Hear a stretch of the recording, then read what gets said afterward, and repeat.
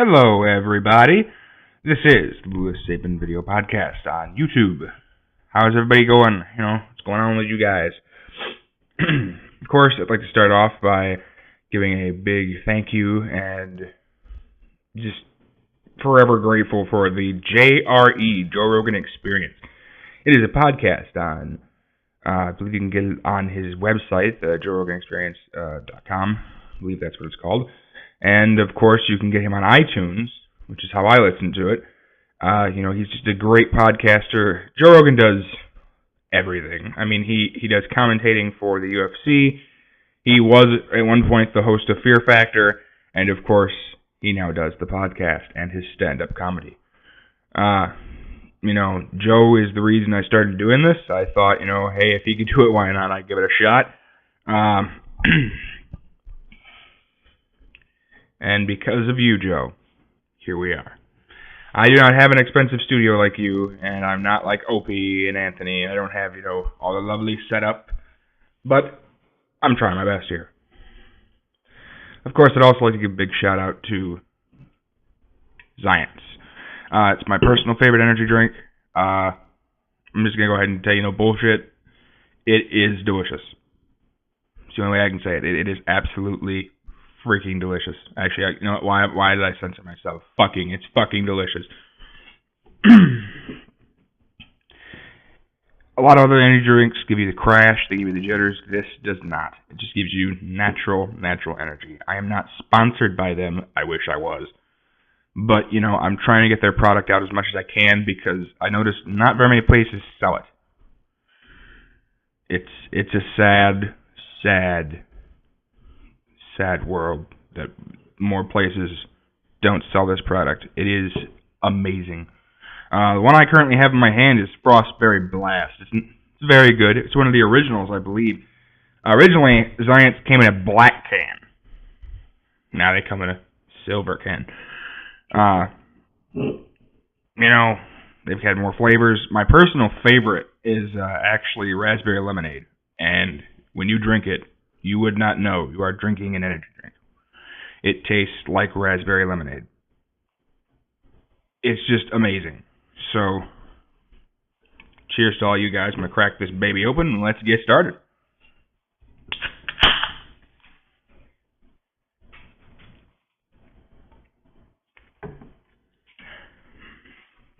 Delicious as always. So, to kick off today's podcast, I will be recapping the first round of the 2015 NFL Draft, brought to you by the NFL.com, because I don't know where else to get the statistics and all the other crap that I get. A lot of it comes from NFL, or the NFL Network. I'm going to make sure I double-check all my crap, so I got to find a way to open that without disturbing what I'm doing here. I should have opened that beforehand. I don't know why I didn't.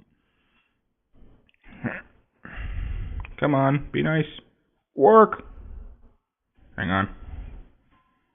Why isn't it doing it? Oh, there we go. All right. And we're also going to be talking about some upcoming fights for the UFC. I am a huge mixed martial arts fan. I watch pretty much anything. WSOF, which stands for the World Series of Fighting. They're on every once in a while. There's a lot of guys who've been cut from the UFC that are on that. Bellator, which I'm not a huge fan of, but I will watch it. And, of course, the creme de la creme, the UFC. It's the largest growing sport in the world, and it's just amazing. It's just fun to watch. Of course, the boxing was not too long ago. There was a boxing match between Manny Pacquiao and Floyd Mayweather. I did not see it. One of the many reasons I didn't see it is because, well, I wasn't spending $100 to watch one fight. I hear that the decision was bullshit. I'm not shocked. Boxing's fixed.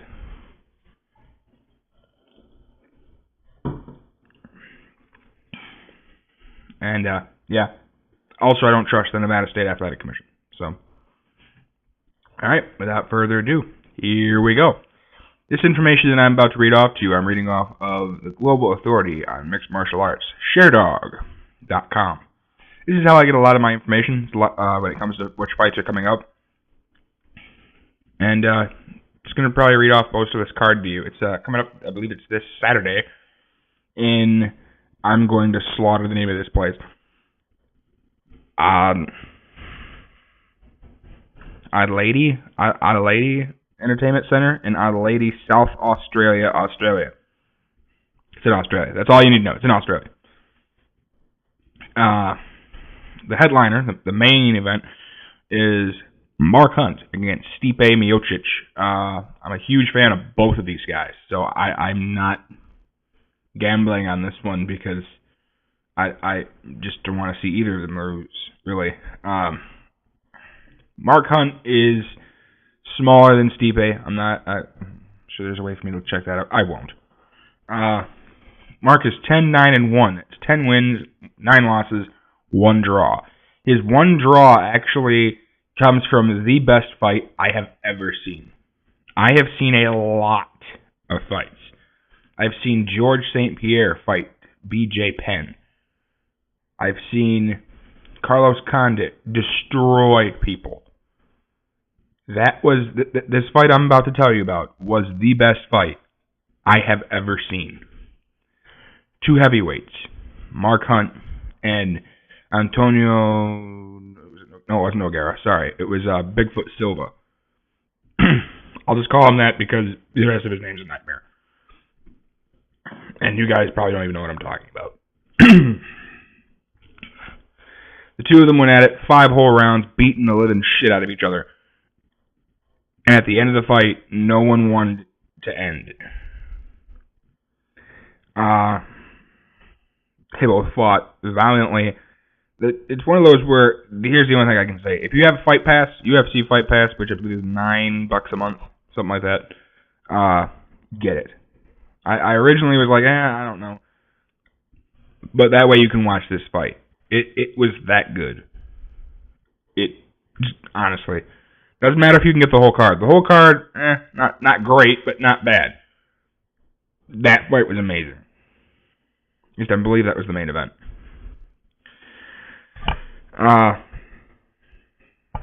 He also knocked out in Saitama, Japan. For those of you who don't keep up with the sport, you'll probably actually know who this is. Roy Nelson, Big Country. He knocked him out. All right, that Mark Hunt's the guy that beat him just recently. The first guy ever to finish Roy Nelson. He's fighting Stipe Miocic. Stipe Miocic is 12-2, no draws. He's coming off a loss to Junior Dos Santos, which I don't totally agree with. I believe Stipe beat him. Again, another very beautiful fight. I'm convinced Stipe won, but, I digress. Also on this card, it's the co-main event. Brad Tavares against Robert Whittaker. That should be a pretty good fight. I'd be leaning towards probably Rob, although it'll probably go to decision. I don't think anybody's going to finish. The second fight after that, I'm going in reverse order, if you will. Anthony Perosh against Sean O'Connell.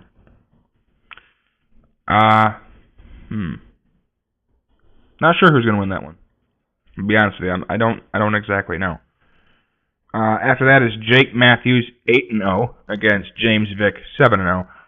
Just because I don't really know who Jake Matthews is, and he looks like a little kid, I'm going to lean James Vick because, I've actually seen James Vick fight, so that's where I'm going to go. I think he'll win probably by decision.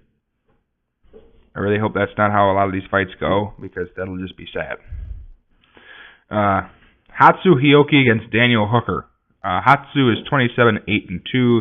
Daniel Hooker is 11-5. I'm gonna go ahead and lean. I like Hatsu. He was actually in the first fight I ever went and saw live in Chicago. He fought Clay Guida, and I fell asleep because that's how boring that fight was. Mostly because Clay Guida just laid on him. I want to say Hatsu, but if it doesn't go to the ground, Daniel Hooker, I think, can beat him up. So, I don't know. I'm glad I'm not betting on this card. I'd probably go with Daniel Hooker Because if he can keep it standing, Hatsu might get beat up, which will either cause him to get TKO'd or it'll lean, the judges. After that, it's Kyle Noak and Jonathan Webb. I'm not sure who that is. Obviously, I know who Kyle Noak is. Just because I know who Kyle Noak is, I'm going to say he'll probably win. Probably remain standing. Without knowing who Jonathan Webb is. Other than that, Sam Alvey and Dan Kelly, Lisa Ellis against Beck Rollins, Dylan Andrews. Dylan Andrews was on what's called The Ultimate Fighter. The Ultimate Fighter is a reality show that they do where you live in a house and you fight. I'm glad to see that he's on a card. I like him a lot. Against Brad Scott. Alex Chambers against Kaylin Curran. Vic, Gruzic against Brandon O'Reilly. It's funny, I struggle with his name. Now this next name is going to sound like a nightmare, but I know it. Alpectic Azik. I always screw up his last name. Azkilik. I think that's how you pronounce his name. Against Ben Gwynn. And that would be what's on that card. Not great. Personally, I'm not gonna say it's a great card. There's a couple exciting fights though. I'd be really interested to see Sam Alvey, see what he can do, because he's always on that line of whether or not we should cut you. Dylan Andrews, I just personally really enjoy watching fight. Hatsu, I think he's on a 2-fight losing streak. Let me look. See, this is the lovely thing about Sherdog. I don't have to go, I don't know, and then try and Google it. I can actually look it up on the site. 27-8. Oh, nope, I lied. He was coming off a 3-fight losing streak ahead of that against Ricardo Lamas, who just got beat. Clay Guida, that was the fight I was at. Darren Alkins. He won against Ivan Menjivar, and then he just recently lost against Charles Oliveira. Charles Oliveira choked him out. And a kind of choke. I'm not going to go through the particulars of what that is. Please Google it if you don't know. Some of them I'm just going to go ahead and explain. That one I'm not. Let's see. Ivan, unanimous. Darren, unanimous. Clay, it was a split decision. Cardaway lost by decision. I'm seeing decisions here, which is not good.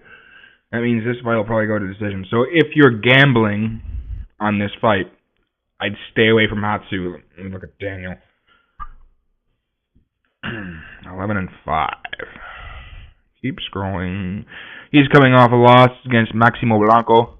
That was a unanimous decision. He beat Ian and Twistless. I don't even know who the fuck that is. By TKO with elbows. Nick Patterson. That was at AFC. Okay, the other one was in the UFC. This one isn't. TKO, submission, TKO. I'm going to go ahead and say Daniel Hooker beats Hatsu. Yeah, I'm going to change my original decision. I don't remember if I said who was going to beat who here, but I'm going to go ahead and say, yeah, Hatsu gets his ass whooped. Which means there's a good chance he'll get cut. I wouldn't like to see that, but that's probably what's going to happen ultimately, because he's been on a downward slide. The next event, which is that next Saturday, the 16th of this current month, May, is Frankie Edgar against Uriah Faber. This fight is going to be just absolutely incredible. Uriah, I gotta look. Hang on. Because I always word it wrong. He went down, correct? Okay. He stepped. I don't think this information is correct. It still says he's a. No, it is. Never mind.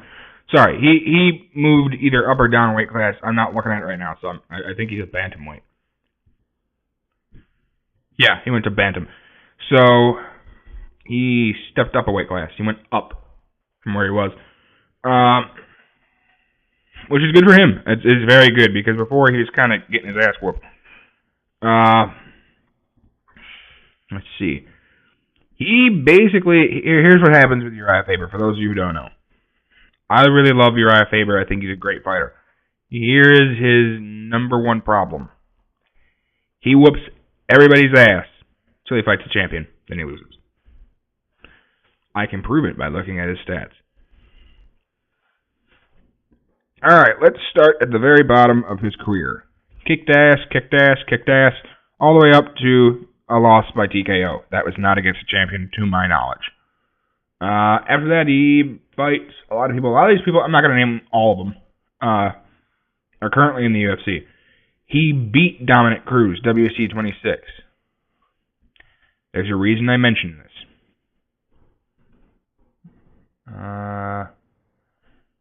He lost WEC 36, Faber versus Brown. That was a championship fight. He lost again, WEC 41, Brown versus Faber 2. Then he fought Jose Aldo. Jose Aldo murdered him, essentially. He lost. Then he goes to the UFC. UFC 32 is Cruz Faber 2, their first fight in the UFC. He loses. Then he fights Renan Barão. Loses. Then he fights Renan Barão again. Loses. Everybody but the first guy I named, belt holders. They were the champions of that division. So he can really kick some ass until he fights the champion. Then he loses. So I'm really glad to see him go back to bantamweight.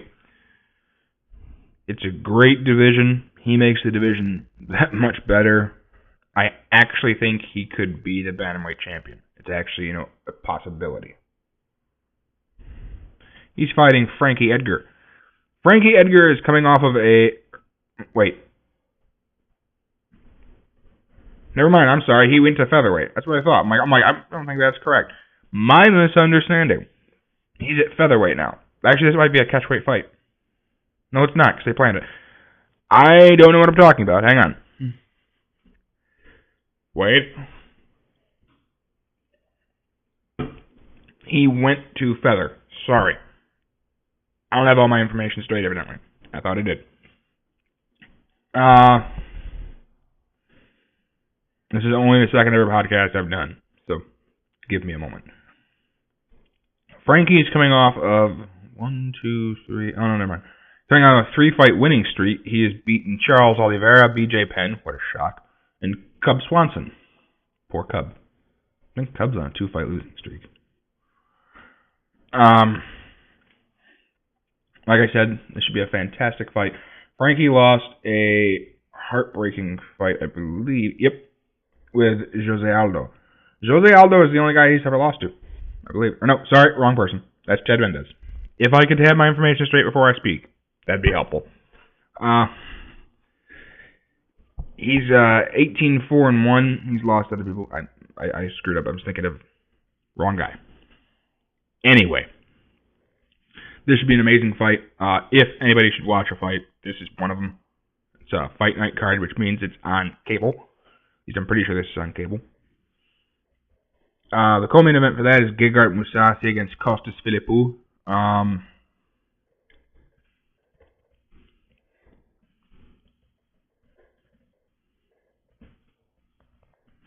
going to go ahead and say Gegard beats him.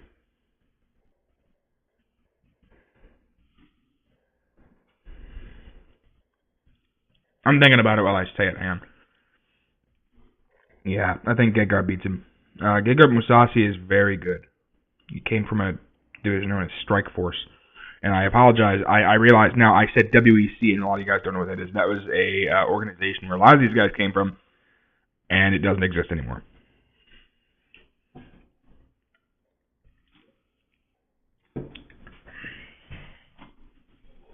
The next fight on the card, the fight after the co-main event, is Mark Munoz against Luke Barnett. Luke Barnett is also, I mentioned Dylan Andrews a minute ago. He came from the same season of Tough, the Ultimate Fighter. I believe it was season 17.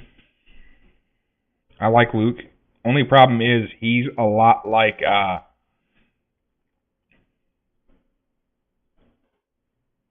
Stefan Struve.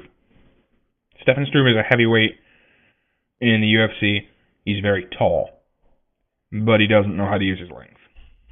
He tries to fight you like everybody else, and he should really use his length. Luke Barnett, same way. He's got very long legs, very long arms, but he still runs at you and stands 3 feet from your face. It's like, if I can hit you from here and you can hit me from way over there, why don't you stand way over there and try to hit me? That's something to me I think that would personally make sense. I love Mark. He lost his last fight. I think this goes to decision. Well, actually, hang on. Luke. I think Mark beats him. I think if Mark can get him to the ground and do what he does, he beats him. Mark just murders people. So I think he can beat him. This might be his bounce back fight. After that, it's Neil Magny against Hyungun Lim. Hyungun Lim is a very good fighter. So is Neil. I like Hyungun Lim a little bit more than I like Neil. Nothing against Neil. It's just one of those where it's like, this kid's electrifying.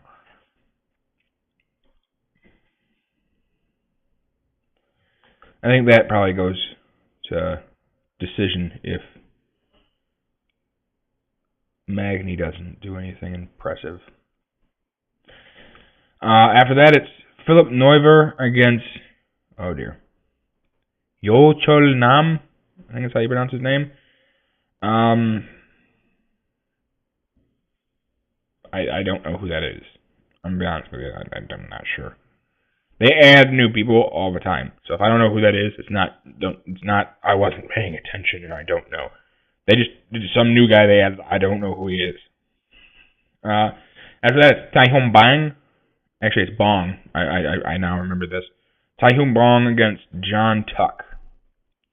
Taihong Bong, I like him a lot. This kid can fuck shit up. I think he beats John Tuck.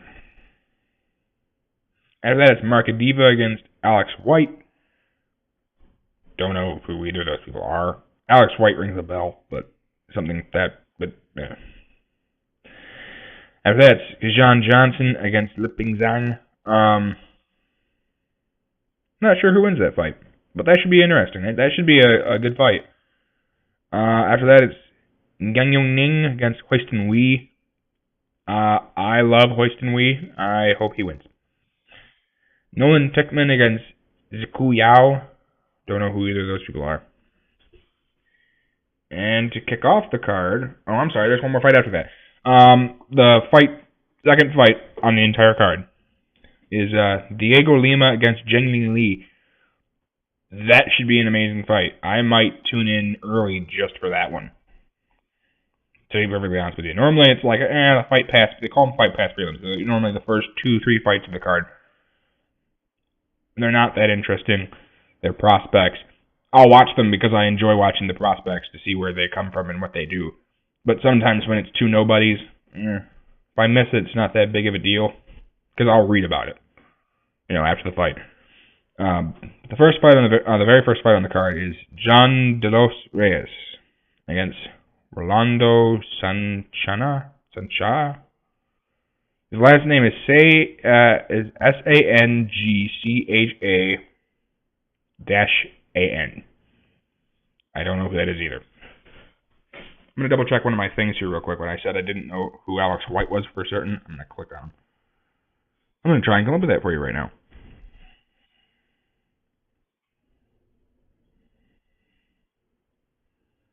Oh! Okay. I apologize. I do know who that is.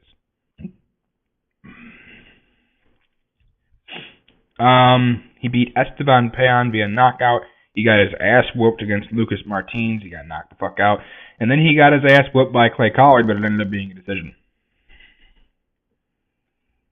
You guys probably don't know who any of these people are. As soon as I saw his nickname, I was like, alright, now it rings a bell. He fought not too long ago. Actually, let me see the exact date on that. That was when did he won run? 187. So 7 big cards ago. So like 6 months, 5-6 months. That's usually about how long it is. I hope this is his bounce back fight. I mean, best of luck to him, really, truly. I think that about all these fighters. I don't want. Well, that's not completely true, but for the most part, a lot of these kids, I don't want them getting their asses kicked. But it's bound to happen.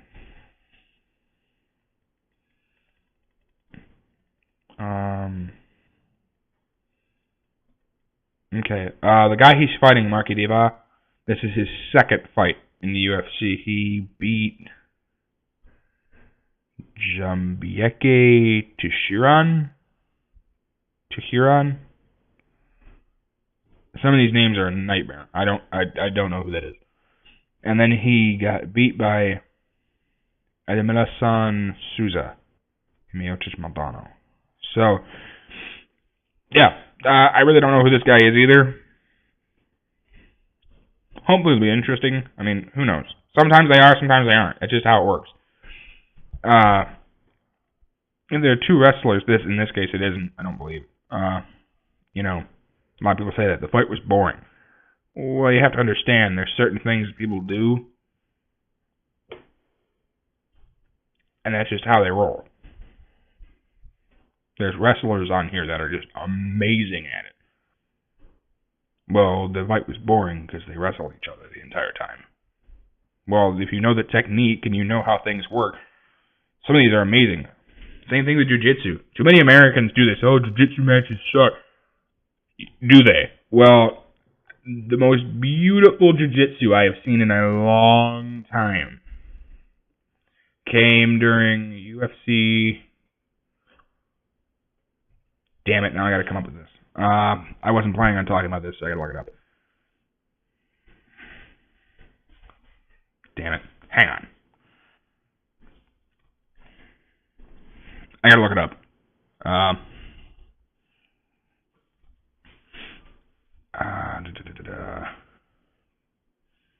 I know what card it was. It's not gonna take like 20 minutes. Keep scrolling.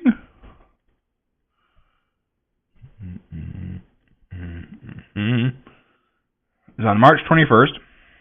It was on a boring card, actually. Mile of Flair. And it was Gilbert Burns. See, I told you I'd find it. Gilbert Burns had Alex Oliveira in, I'm going to go ahead and say it was a triangle. I believe it was a triangle. A triangle choke, for those who don't know, is you have your legs wrapped around the guy's head like a triangle. You usually have hold the guy's arm and you're choking him out. It hurts. He had him in that. Or no, sorry, I apologize. He had him in a omoplata. An omoplata is where you're basically trying to break the guy's shoulder. You're sitting, you have his leg between, your leg is around his arm, your arm is kind of bent like this, and what you're doing is you're applying pressure backwards and trying to rip his shoulder out of the socket. Again, hurts a lot. If you get somebody who knows what they're doing, in this case Gilbert Burns did, it hurts. Alex wouldn't tap. He rolled out of it, trying to get out. Eventually, Gilbert went to, I believe, a triangle. Couldn't get the triangle. Laid sideways, kind of tried another triangle attempt. Ended up grabbing an arm and arm barring him. And it was the sexiest jiu-jitsu I have seen in a long time. Just how he went from different technique to different technique to different technique. He was not going to be denied. And I was actually kind of upset because I like Gilbert Burns. He was getting his ass whooped. So it was like, oh, you got to be fucking kidding me. And then, boom, to the ground they went. And that kid, Alex, knew he was fucked. It was a really good fight.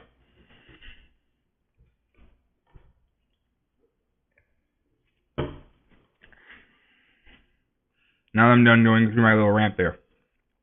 The next fight coming up is on May 30th. It is in, again, I hate the names of some of these places. Guyana Arena in Guyana, Brazil. It's Carlos Condit, the natural born killer.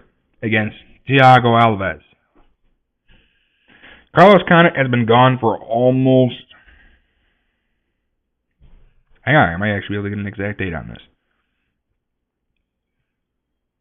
Before I go ahead and make up some crazy number, March 15th.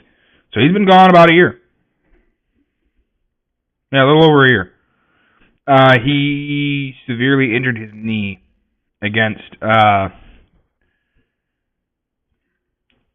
Woodley, which is too bad. It was one of those fights where I was so excited for it, really ready to watch Carlos whoop some ass.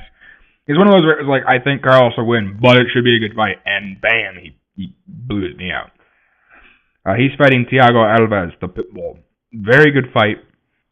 I still see Carlos winning just because it's Carlos Condit. Carlos Condit's just a freak. The co-main event for that is Nick Lentz against Charles Oliveira. Charles all day long. After that, it's Francisco Trinaldo against Norman Park. Francisco Trinaldo, as I like to call him, the king of the lizards, because that's what he looks like. He looks like a fucking lizard. I'd pull up a picture and put it here if I knew how to do that. It's times like this I wish I had more technical experience, because I could be like, don't believe me? Click, and show you. But I don't know.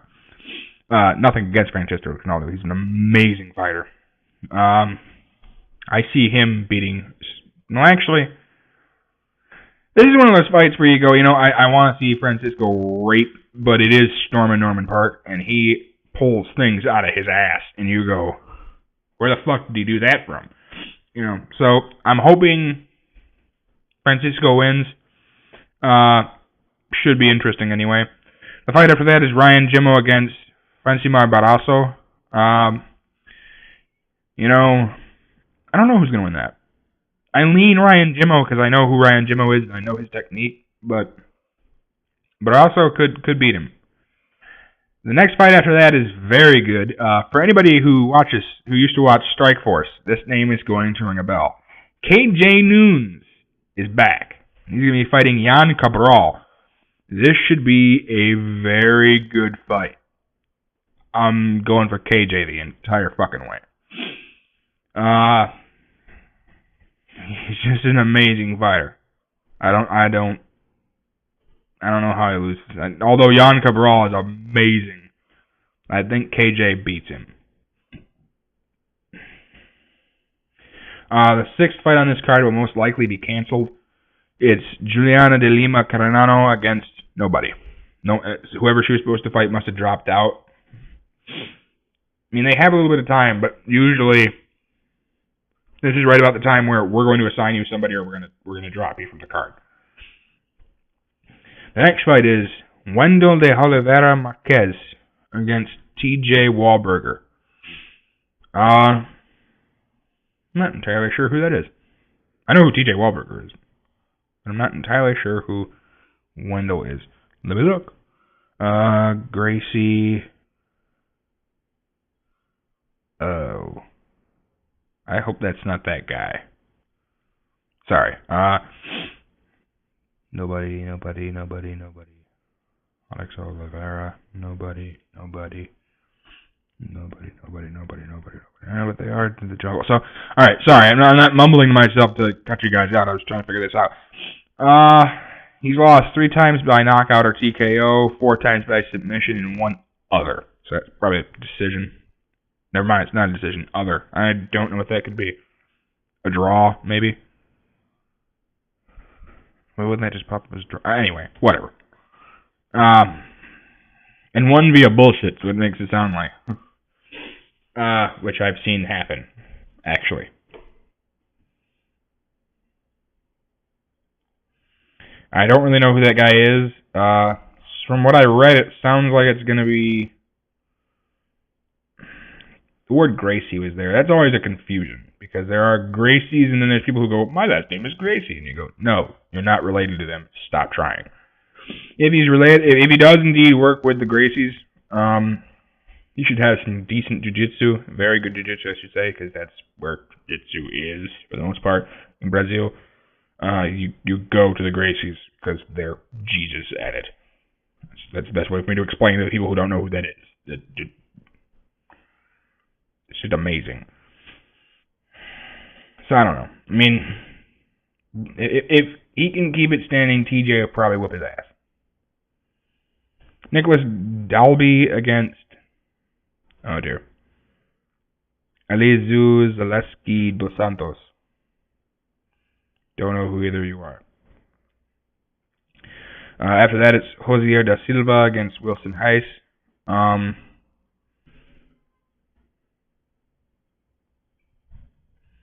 Wilson Heiss might be able to beat him. Not entirely sure. Should be a good fight. Tom Breeze against, oh dear. This is the only problem I have when they fight in Brazil. Some of these people's names are really long, and they're a pain in the ass. This guy, not so much, it's just long. Luis Jorge Dutra Jr. So Luis Dutra. That'd be his name then. It's a Brazilian thing. There's only a couple places where they actually do this. My entire name should be on the card. Then when they call their name out, they only read the first and last name, and they get kind of pissy about it. And it's like, I don't want to read your whole name. Don't know who either of those guys are either.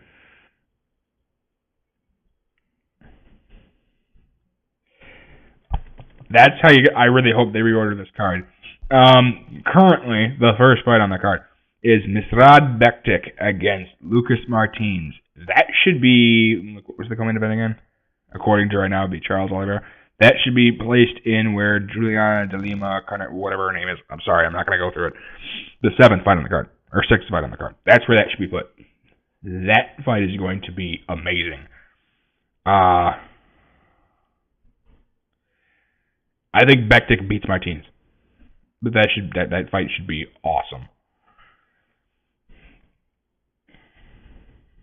I don't see how that disappoints. I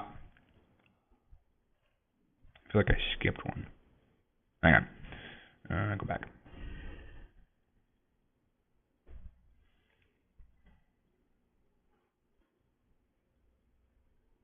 I guess I didn't. Okay, so May 23rd is, I did in a way skip it. I didn't mean to. Darn it, if I can select the darn thing now. May 23rd was supposed to be the fight of, honestly, the year. However, due to the lovely injury bug and John Jones being a dumbass, we have now lost some people on the card. The Eagle hurt himself. That would be... Sorry, for some reason my ear itches. I don't know why. That would be my boy. He's hurt. And so they had someone step in. I'll read that in a second. The main event was supposed to be Anthony Rumble Johnson against John Jones. John Jones was involved in a hit-and-run accident. Drugs were found at the scene. He has been stripped of his title and is currently suspended. When I heard this news, here was the only reaction I had. Happiness at last. Finally, kick his ass out. The reason I was pissed is because he already got caught with coke. So it was like, and nothing happened. So, hooray! I didn't want him out. It's like, okay, you shouldn't be a title holder. So it's supposed to be John Jones against Anthony Johnson. John Jones has been pulled. So now the fight for the belt is going to be Anthony Rumble Johnson against Daniel Cormier. I like Daniel Cormier. However, rest in peace, because you're going to die. Oh, it's an MGM. Never mind. I was going to say, I'm like, the last card I was in Brazil. So then I'm like, if this is anywhere near Brazil, it's not. It's in Vegas. Anyway, you're going to hear it regardless, I'm sure. Let me look. Yep, Vitor's on the card. So you're going to hear it. Ufa Maya. Anybody who watches mixed martial arts and they know the Brazilians, they are aware of what I just said. Or if you speak Portuguese. Anthony Johnson is going to throw Daniel around, I think. Here's the reason I say that. It's nothing against Daniel. I like Daniel. Daniel Cormier is a very, very good fighter. However, I watched Anthony Johnson throw Phil Davis around. And Phil Davis is an amazing wrestler. He's currently gone on to Bellator. That sucks. But Anthony Johnson has just been murdering people. That's the only way that I can put it. He got released from the UFC. Actually, I will read this off because I have the stats in front of me. He's 19-4 at the current moment in time. He's 31 years old, 6'2". So he gets snip cut from the UFC. Actually, he gets cut on the card that I currently own. I own the DVD of this fight. UFC 142, Aldo versus Mendez. First time Aldo fought Chad Mendez.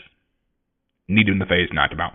Regardless, Vitor beats him by a submission, rear naked choke, first round, 4 minutes and 49 seconds. Snip, he goes bye-bye. So he goes to TFC Titan Fighting Championship. I don't know what that is. He wins his first fight. Yes, next fight, he wins TKO. Then he goes to Extreme Fight Night. He head kick knocked out Jake Roseholt. Then he goes to the WSOF. That's the World Series of Fighting. I did that a minute ago. WSOF 1, Arlovsky versus Cole. Knocks out DJ Linderman. Next fight, he fights Arlovsky. And then he wins that one. Unanimous decision. Andrei Arlovsky currently is in the UFC. Anyone who might know who Andrei Arlovsky is, he's the guy who stood on national television and his girlfriend left him and went to some other guy, and he asked on live television, "How taste my pee-pee?"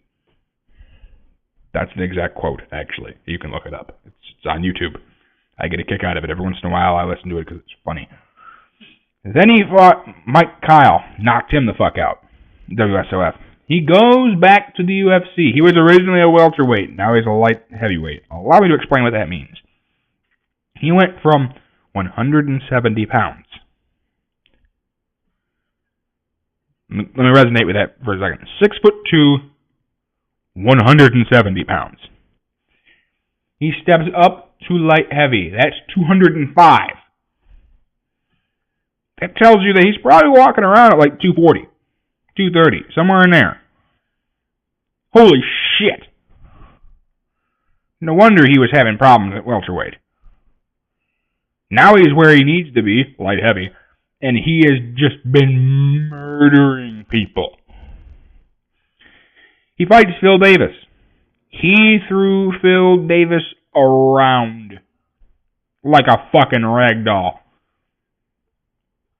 Then he fights Antonio Rodrigo Nogueira. Knocks him the fuck out in 44 seconds. Then he fights Alexander Gustafsson. Sorry, it's funny. He knocks him the fuck out. Actually, TKO, technically. At 2 minutes and 15 seconds. Then he's supposed to fight John Jones. I was ready to watch John get his ass whooped. And then he crashed his car. So now it's him against Daniel Cormier. Which I'm okay with, but I feel bad for Daniel because Daniel's going to die. Co-main event. Chris Weidman against Vitor. There's a reason I said that. Anyone who's ever seen any of the impressions, mixed martial arts fans, you probably know who Vitor is. Vitor Belfort is going to fight Chris Weidman for the belt, which is good to hear because I like Vitor. I mean, to an extent. I don't mind him. He was pretty roided up there for a while. So, I mean, it was kind of hard to like him because it was like, but we all know you're doing the roids. I'm not doing the roids. Yes, you are. Vitor, you're on the roids.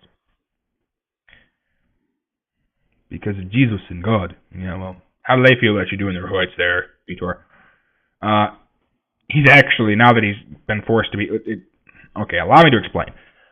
Testosterone replacement therapy, TRT, was originally not illegal. We'll say it's not illegal in the UFC.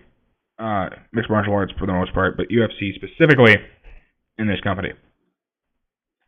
So, some fighters took advantage of it. Vitor. Dan Henderson. Basically, what happened was they would be ripped and they're really old. Actually, I think Vitor's like 36. Which, when you're 36 years old and you've been fighting for a really long time, that's actually 38. I wasn't far off. That's there's gonna be some wear and tear on your body. It's just going to happen. And I'm sorry, I'm looking at a picture of him with him on the roids. It's just funny. He's all ripped. I'm Mr. Big Butt. Yeah, he doesn't look like that anymore. He's tiny now.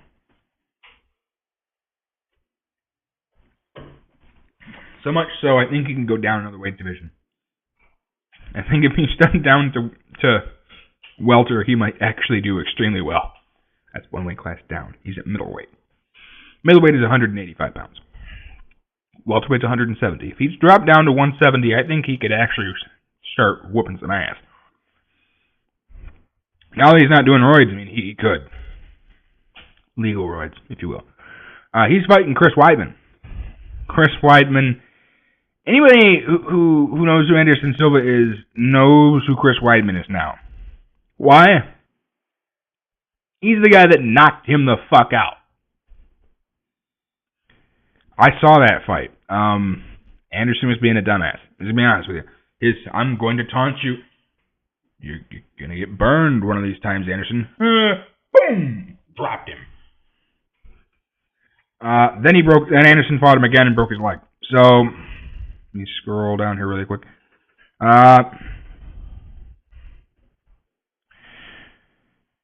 Mark, he elbowed him to death. Then he fought Anderson, knocked him out.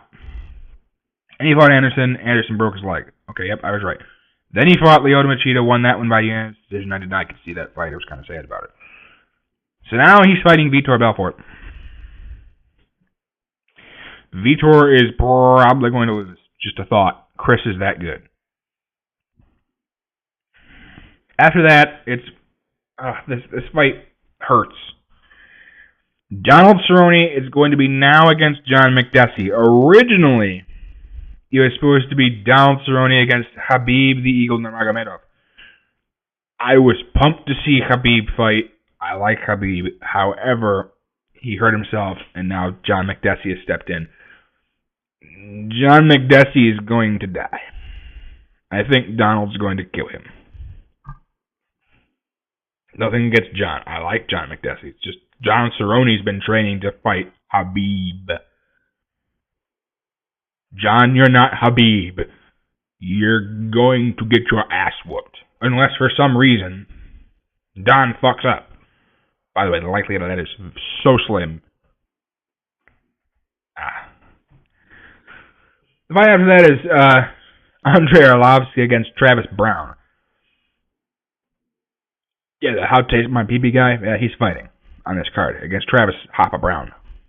I'm sensing Hoppa elbows. Don't know why, but I think Travis Brown elbows are going to come in effect here. I wonder why. To explain. So you can throw elbows. They're completely legal in mixed martial arts. You can throw them this way. You can throw them technically straight up like this. However, there is one that is illegal. It's called a 12-6 elbow. You can't go straight down. That is illegal. The reason I mentioned Hoppa elbows is because Travis Brown throws an elbow that comes in from the side.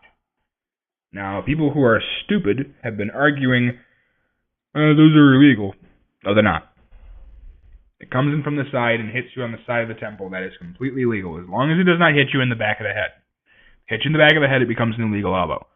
By the way, in order to come in from that on that side, to hit you in the back of the head, they have to be going straight down to begin with. So, I have a feeling that Travis is probably going to murder Andre. Just a thought.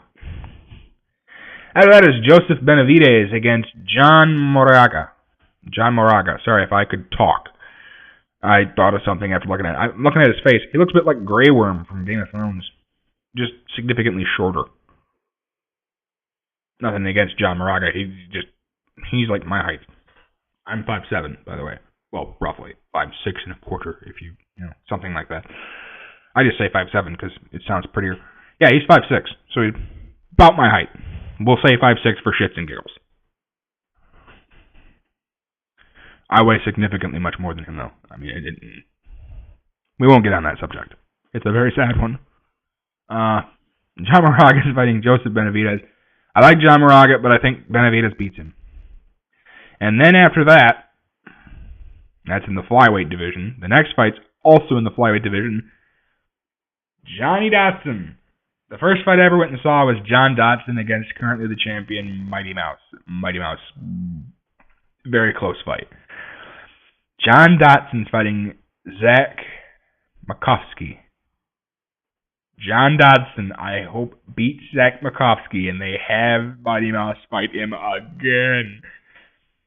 John Dodson's amazing. Again, it's always funny to bring up the flyweight division because it's like, oh yeah, in this division, the guy's like 6'5" and 6'3". These guys, they're 5 foot something. They're all 5 something, below 5'5" usually, about, with the exception of the occasional one being 5'6" or 5'7". John Dotson, the magician, is 5'3". Flyweight's 125 pounds, for those who don't know that. He fights for Jackson Winklejohn MMA, which is a really good camp. He is coming off of a 2-fight winning streak. He beat John Moraga, and he fought Daryl Montega. Before that, he fought Demetrius Johnson. That was the fight I was at.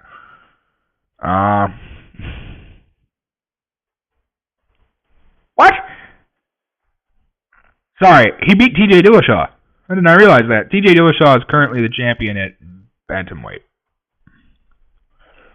He fights for Team Alpha Male. That's why Uriah's not a bantamweight anymore. Because he's not going to fight TJ, who fights in the same camp as him. I don't blame him. Now, the next fight, 6th fight on the card, is Josh Berkman against Dong Hyun Kim. I'm thinking Dong Hyun Kim beats him. Just hands down, I'm thinking Dong Hyun Kim beats Josh Berkman. Nothing against Josh Berkman. Dong Hyun Kim, just really good. It's always funny when I read off these names because most of these, I figured out how to pronounce your name. And some of the other ones, like the Brazilians, I don't know. So it's funny when I struggle with something like that, and then I, get to somebody like this. I'm like, oh yeah, his name's easy. He just recently lost to Tyron Woodley. He lost via TKO in the first round at 1 minute and 1 second. Tyron Woodley's just really good. Before that, he was on a 4-fight winning streak. He beat Eric Silva. He beat John Hathaway. He's from South Korea. He fights at Busan Team MAD. It's a welterweight. He's 6'1". He's going to be fighting Josh Berkman. I think he wins. Without pulling up, all of his height, reach, etc.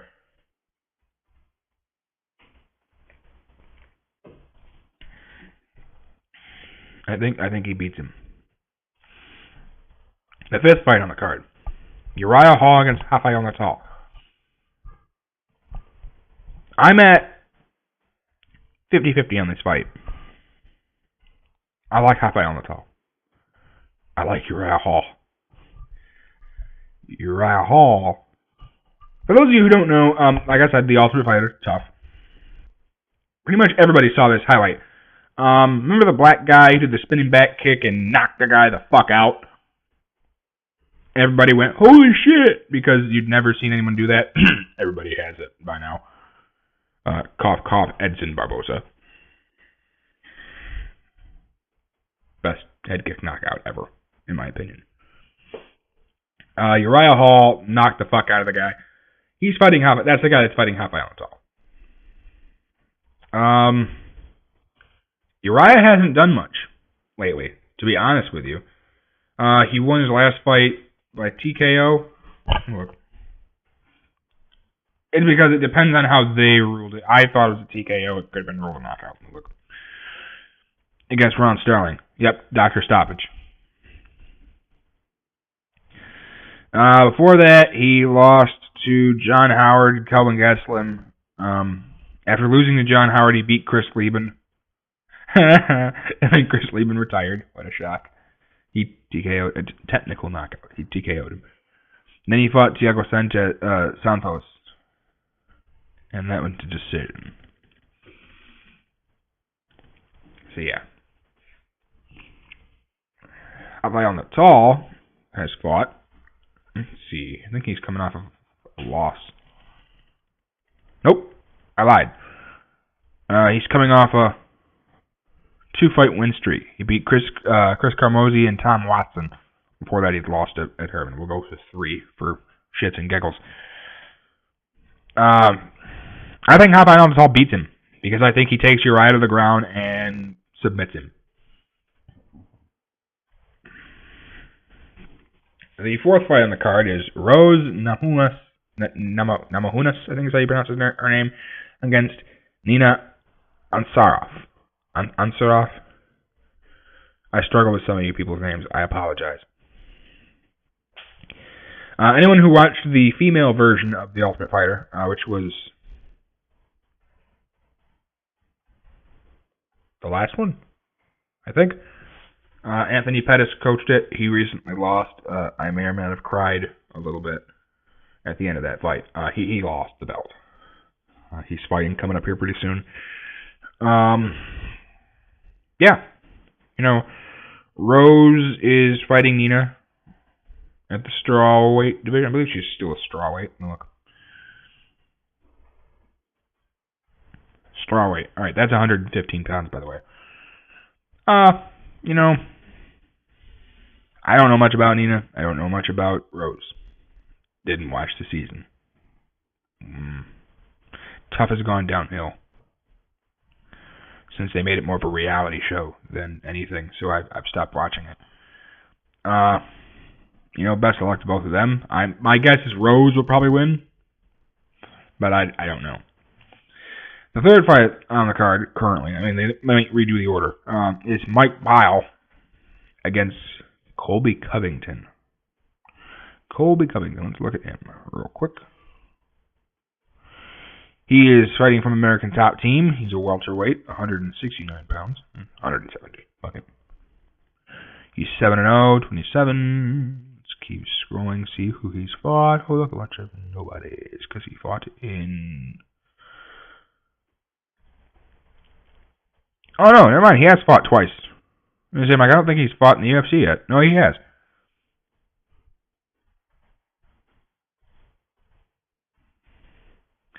He fought Enying Wang. And he submitted him with punches. That tells me that you tapped out like a little bitch by getting TKO'd. That's something that actually bothers me. Oh, I'm getting punched in the side of the head. I'm going to tap out. Or you could continue to be punched in the side of the head until you are stopped. Come on, take the punches like a man. That's because I don't agree on a lot of people just tapping out because I can. It's like, no. If you can keep going, keep going. Then he fought Wagner Silva Gomez at Shogun St. Preux. That was the card. He submitted him via rear naked choke. Fuck card? I thought he said he came from Top Team. He did. Huh. And then, of course, we have Mike Pyle. That's who he's fighting. Mike Pyle, who comes from Syndicate. He also is a welterweight, 6'1", obviously. He is coming off a loss to Jordan Meehan via TKO. Before that, he won against TJ Wahlberg and then got beat by Matt Brown. And before that, he beat Rick Horror Story by decision. So, I don't know. You never know. Covington might be able to come in and beat him. Nothing against Pyle. It's just, depends on which Mike Pyle walks in there. If the Mike Pyle we like walks in there, Covington's getting his ass whooped. If the Mike Pyle who's average walks in there, Covington has a very good chance of beating him. The second fight on the card is Leo Kuntz against Islam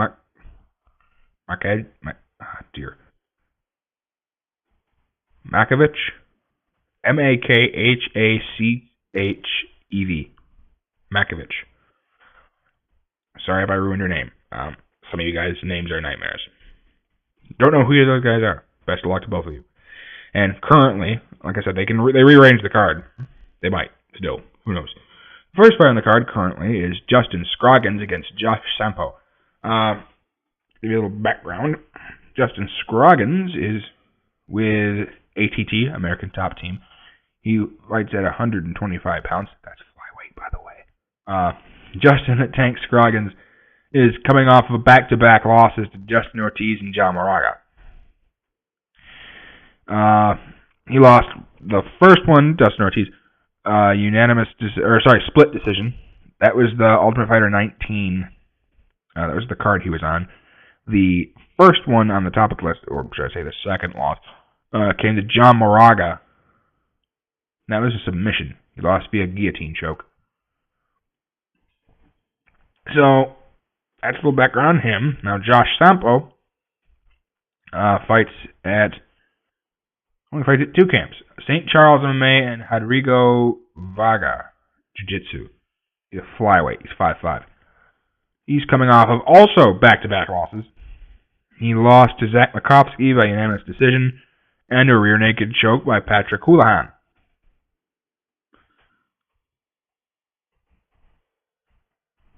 And just a second. Sorry, you can only see part of my finger. Hang on just a second. Let me look at this.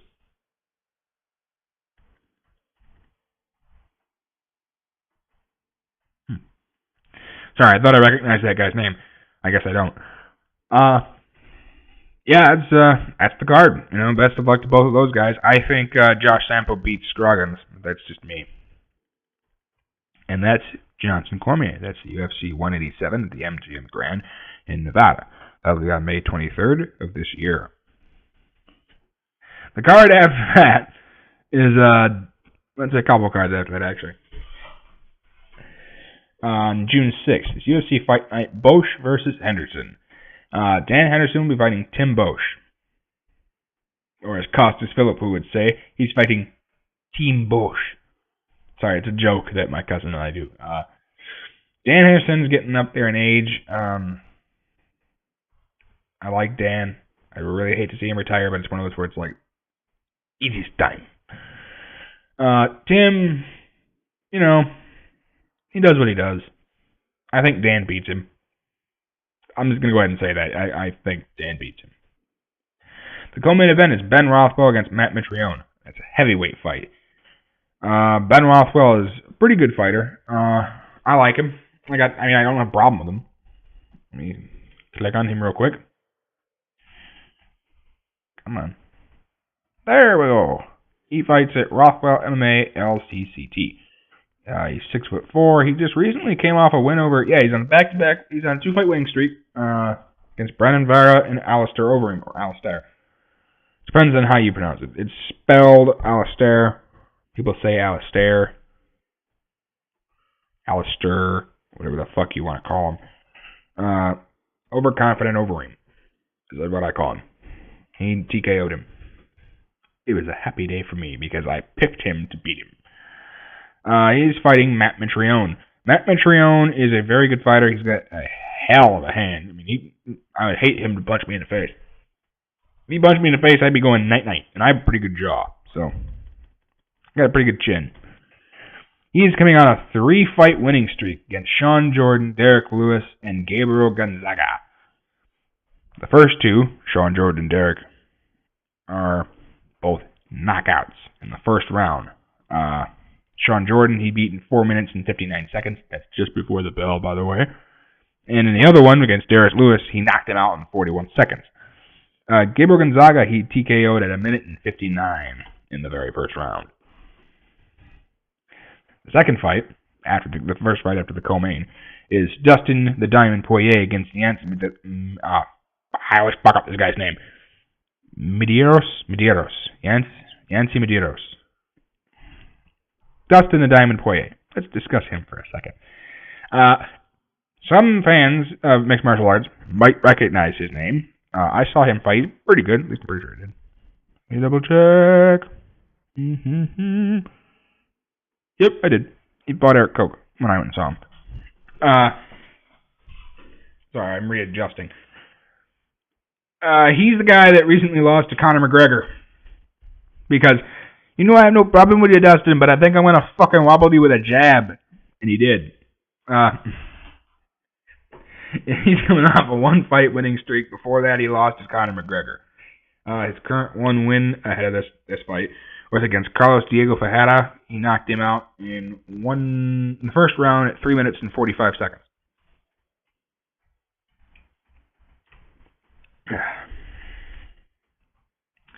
Now, Yancey. That's Yancy, for anyone trying to look him up. And this is a lightweight fight. I forgot to mention that.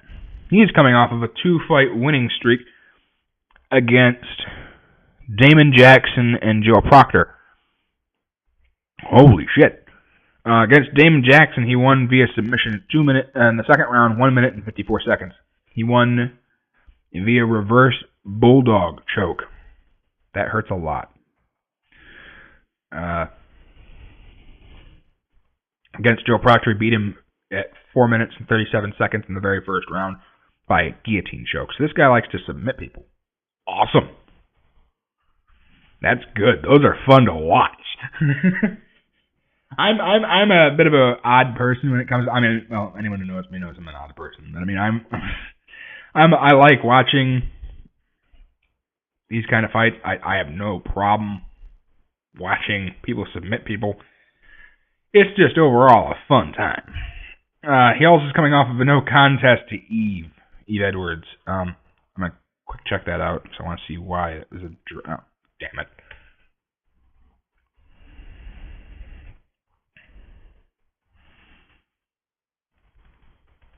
Sorry, I gotta pull up his. Wait, why the hell? Oh, I clicked on his name. My bad. Sorry, hang on. I'm trying to find out why it was a draw. By the way, the main event for the fight that this was involving Rafael Natal. What is Honey George? There it is. Oh, I hate when they friggin' do this. It was a no contest. Yeah, but why? I'm not finding that out. I don't know anyway. I'll update it like a comment or something.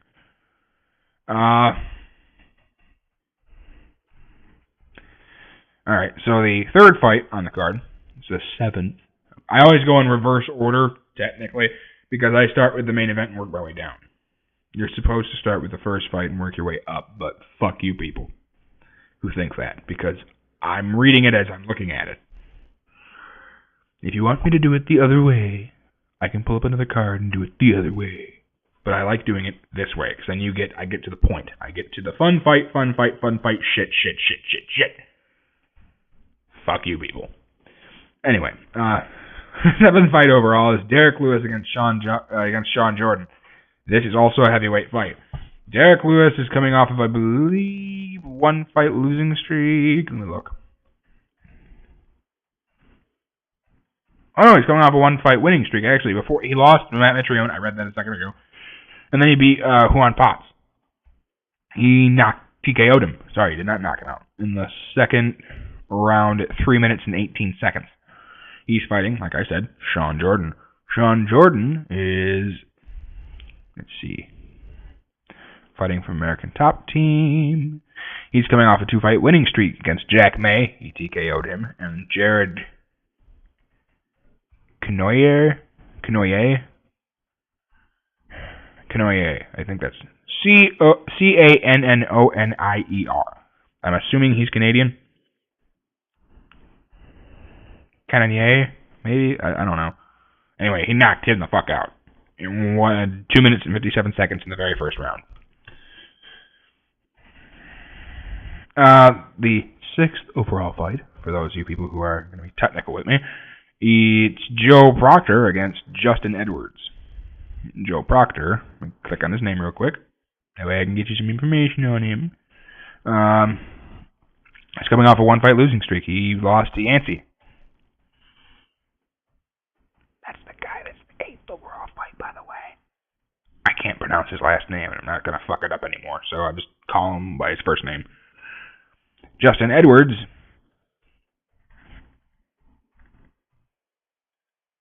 Come on. He's coming off a 2-fight losing streak. He lost to Brandon Thatch, TKO, knees and punches, at 1 minute and 23 seconds in the very first round.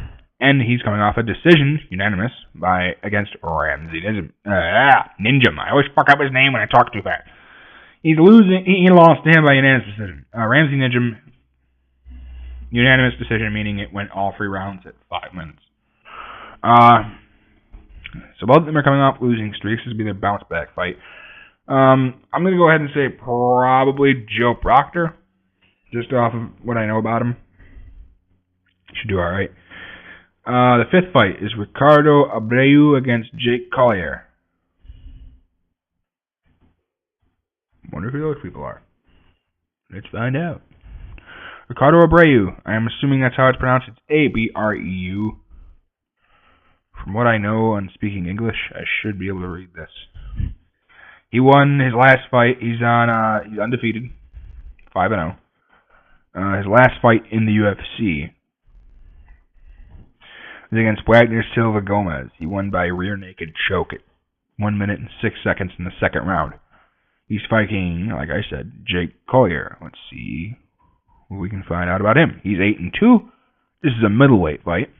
He's coming off a 1-fight losing streak against Vitor Miranda, UFC, whatever you want to call it. I'm not going to read that off. TKO, head kick, and punches. So he got head kicked and lost. That sucks.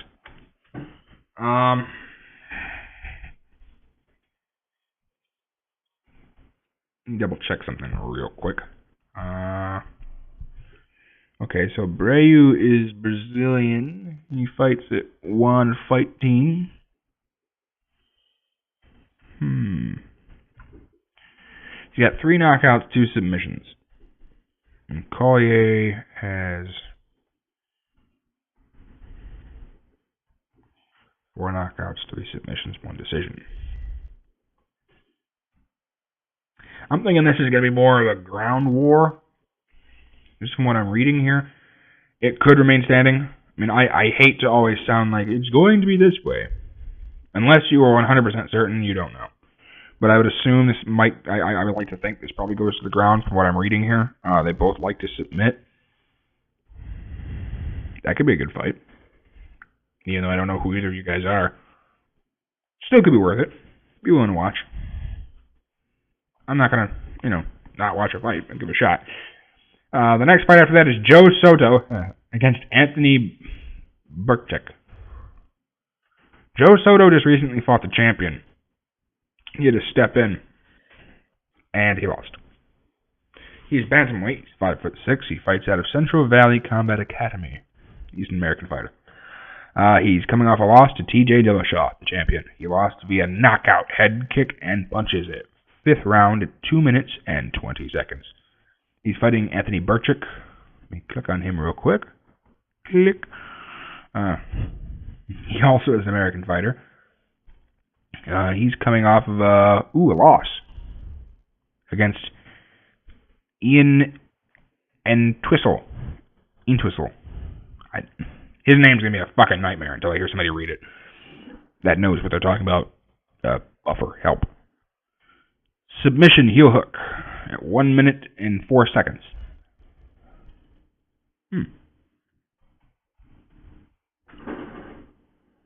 I don't know how Joe is submission-wise. He's got 8 submissions, so he'll probably submit him. Be a decent thought. I've only seen Joe Soto fight once, where he got his ass whooped. So, I don't know. The next fight after that is Brian Ebersol against Omari Akhmadov. Sorry, your name's a bit strange to read the first time. I know who he is.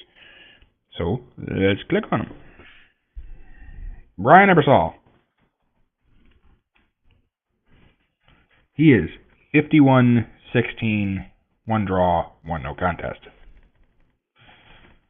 He's coming off a 1-fight winning streak against John Howard. Before that, he lost twice to James Head and Rick Story. Both of those were decisions. This was also a decision. Ebersol's kind of becoming a bit of a decision whore. I think that's going to happen to him. Akhmedov, I believe, is coming off a win. Yep. Coming off a one-fight winning streak against Mats Nielsen. Or that he lost to Gunnar Nelson by submission. Guillotine choke. Second fight on the card is Leonard Morales against... I'm going to click on him first because it depends on where he's from, how you pronounce his name. Okay, he's Hispanic. So, Jose Alberto Quinones. He's coming off of a 2-fight losing streak. Now, Leonard Morales is 4-1. Let me double check this real quick. He's Nicaraguan. That doesn't really matter. The other one I needed to know that because otherwise I'd mispronounce his name. He's coming off a 1-fight losing streak against Yair Rodriguez. He lost via decision. Unanimous. I hope this fight doesn't stay here. Currently, the first fight on the card would be Alex Caceres against Francisco Rivera. They need to move that up the card quickly. Francisco Rivera against Alex Caceres. Bruce Leroy. That's his nickname. Alex Caceres, otherwise known as Bruce Leroy. Coming off a 2-fight losing streak against Uriah motherfucking Faber and Manasari Kanehara, I think is his name, right? Kanehara. He lost via submission rear naked choke to Uriah and decision to Masanori. And Cisco Rivera is coming off of 2-fight losing streak against Takeya Mizugaki and Uriah motherfucking Faber. Uriah Faber beat him via bulldog choke, and Takeya Mizugaki won by unanimous decision. So that's current UFC news for the most part. Those are the upcoming fights, upcoming bouts, all that lovely, lovely shit. Now, I promised I was going to cover NFL.